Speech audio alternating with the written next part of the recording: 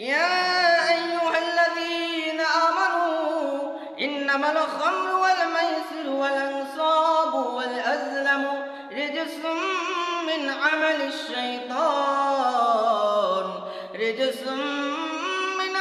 الشيطان فاجتنبوه لعلكم تفلحون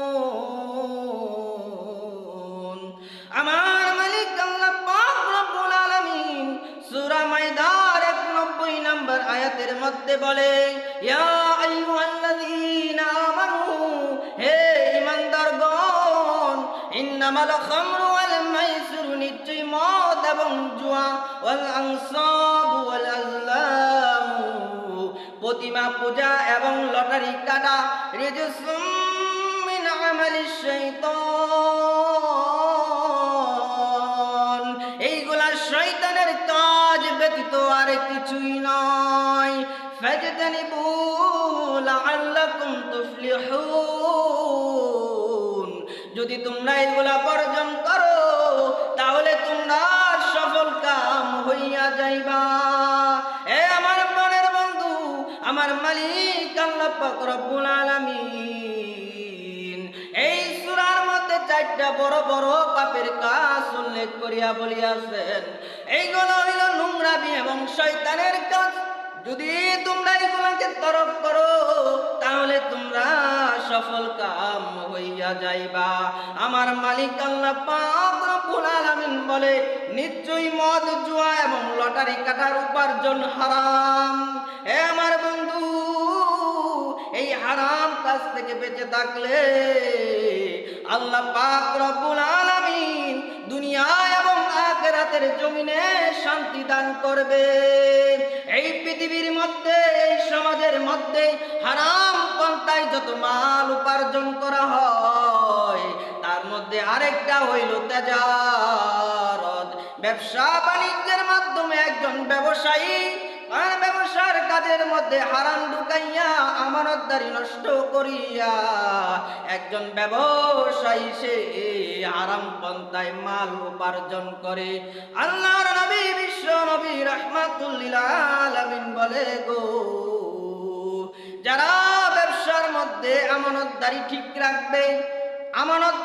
রাখবে বিশ্বস্ততার সহিত ব্যবসা করবে, যারা ব্যবসার মধ্যে আল্লাহর হুকুমকে আনয়ন করবে গো, যারা আমার মালিকের হুকুম মতো চলবে, আমার মালিক আল্লাহ পাক রব্বুল আলামিন তাদেরকে উত্তম পুরস্কার দান করবে। আমার নবী বিশ্ব নবী রাহমাতুল লিল আলামিন বলে আত-তাজিরুস সুদুকুল আমিনু মা'আন নাবিয়িনা ওয়াস সিদ্দিকিনা ওয়াশ শুহাদা। যারা ওই সমস্ত আমানতদার ব্যবসায়ী মা'আন নাবিয়িনা তারা নবীগণের সঙ্গে থাকবে, ওয়াস সিদ্দিকিনা এবং সিদ্দিকগণের সঙ্গে থাকবে, ওয়াশ শুহাদা ওই কিয়ামতের দিন তারা নবী সিদ্দিক এবং শুহাদাগণের সঙ্গে থাকবে।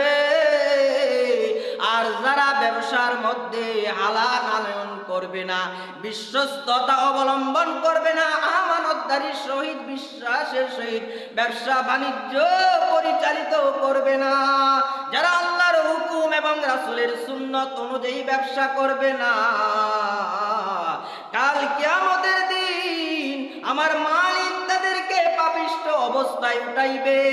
আল্লাহর নবী বিশ্ব নবী বলে সুনানে ইবনে মাজার 2146 নম্বর হাদিসের মধ্যে সাহাবী রিফায়া রাদিয়াল্লাহু তাআলা আনহু থেকে বর্ণিত আল্লাহর নবী বলে ইন্নাত তুজার ইবআসুনা ইয়াউমাল কিয়ামাতি ফুজ্জারান ইল্লা মান ইত্তাকা ওয়া বাররা ওয়াস সাদাকা। আল্লাহর নবী বলে ওই কিয়ামতের দিন ওই সমস্ত পাপিষ্ঠ ব্যবসায়ীদেরকে, ওই সমস্ত আমানত খেয়ানতকারী ব্যবসায়ীদেরকে ফুজ্জার অবস্থায় উঠাইবে, পাপিষ্ঠ অবস্থায় উঠাইবে। শুধুমাত্র তারা ব্যতীত যারা আমার মালিকের হুকুম অনুযায়ী ব্যবসা করেছিল তারা ব্যতীত। এ আমার বন্ধু, সম্পদ আমার মালিকের হুকুম অনুযায়ী উপার্জন করতে হবে, আমার মালিকের হুকুম অনুযায়ী ব্যয় করতে হবে, না হলে আপনার আমার জিন্দেগির ইহকাল এবং পরকাল উভয়ই বরবাদ হইয়া যাইব। আল্লামা শেখ সাদী রহমতুল্লাহ আলাইহি বলে, মকন নামাজ বর আহিস কাসকে হিচে না কর, কেউ মর্দর সিরে তাহসিলে মালে কর দে না কর।